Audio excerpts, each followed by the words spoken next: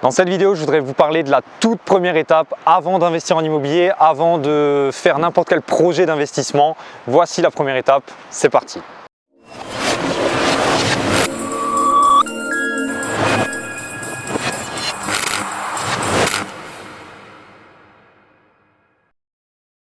Bonjour très chers investisseurs, futurs millionnaires, je suis Franck, le fondateur de Immomillion, une société où on accompagne les personnes déterminées à prendre leur avenir en main grâce à l'investissement immobilier.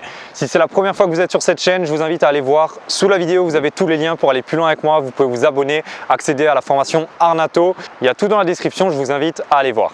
Dans cette vidéo, je voudrais vous donner la toute première étape avant de même penser à investir en immobilier. Même si vous n'êtes pas investisseur immobilier, c'est quelque chose que vous pouvez faire, c'est extrêmement important pour votre santé financière.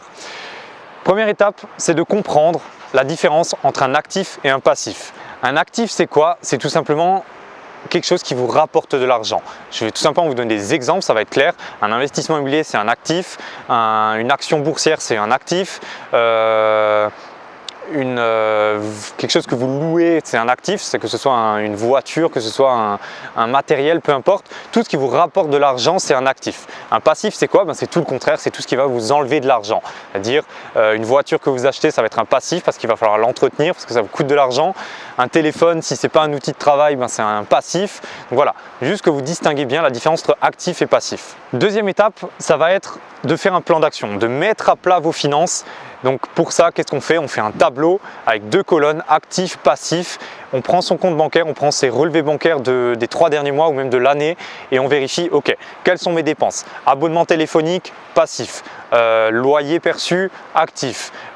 Voiture que je viens d'acheter, passif. Carburant que je viens de mettre dans ma voiture, passif. Toutes les taxes que je paye, taxes foncières, etc. Les impôts, etc. passif. Et vous faites une liste comme ça. Donc normalement, vous aurez beaucoup plus de passifs que d'actifs, surtout si vous débutez. Et le but ensuite, c'est de voir ce que vous pouvez supprimer ou réduire dans la colonne des passifs. Donc pour ça, vous prenez un surligneur et vous surlignez du coup toutes les choses que vous pourriez réduire. Alors les choses que vous ne pouvez pas réduire, c'est finalement voilà, toutes les charges très fixes, donc toutes vos charges liées au coût de la vie, donc la taxe foncière, etc. C'est des choses, voilà, à moins que vous déménagiez vraiment, ça ne va pas être facile de le réduire.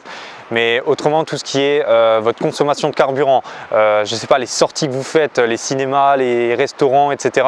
Voyez ce que vous pouvez réduire, ce que vous pouvez supprimer. Peut-être que l'abonnement à la salle de sport où vous n'allez plus, ou alors l'abonnement au magazine que vous ne lisez plus, ça vous pouvez peut-être le supprimer. Donc surlignez tout ça et puis vous supprimez. Ensuite, la troisième étape, ça va être de budgétiser un petit peu toutes les dépenses que vous avez mis. Donc forcément, vous aurez un coût de vie minimum, on va dire, donc tout ce qui est, voilà, comme dit, les taxes foncières, votre loyer ou le crédit que vous payez pour votre maison ou voilà, vos charges de chauffage, d'électricité, vous pouvez un petit peu les réduire, mais vous ne pouvez pas les supprimer. Le but, c'est pas d'être à la rue non plus, mais éventuellement réduire un petit peu même son niveau de vie pour voir qu'est-ce que vous pouvez supprimer. Et après, donc, ça vous fait un montant minimum que vous devez allouer tous les mois. Ensuite, en plus de ce montant minimum, admettons que ça représente 50% de vos dépenses, vous allez prendre un certain montant pour vous payer vous-même. Vous payez vous-même, ça veut dire quoi? Ça veut tout simplement dire prendre de l'argent et l'épargner. Aujourd'hui, peu importe votre situation, même si vous gagnez le SMIC ou même un petit peu moins que le SMIC, je sais que vous pouvez épargner au grand minimum 10% de ce que vous gagnez. Et vous pouvez même faire 20%.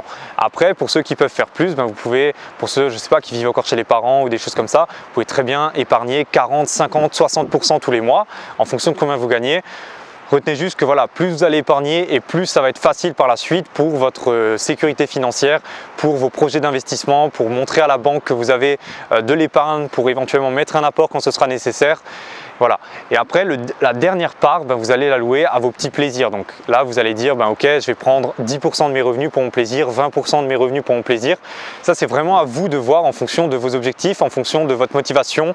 Mais vraiment, allouer une partie de 10 à 20% grand minimum pour vous payer vous-même, pour mettre de l'argent de côté.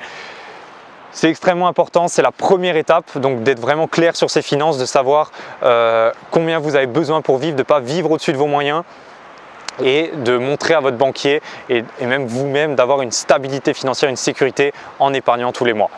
Donc voilà, on arrive déjà à la fin de cette vidéo. Si vous avez apprécié, n'hésitez pas à me le faire savoir en mettant un petit pouce bleu et à me donner toutes vos questions en commentaire. Je me ferai un plaisir d'y répondre. Comme dit, vous avez tous les liens sous la vidéo pour aller plus loin avec moi et je vous dis à la prochaine pour une autre vidéo. Ciao!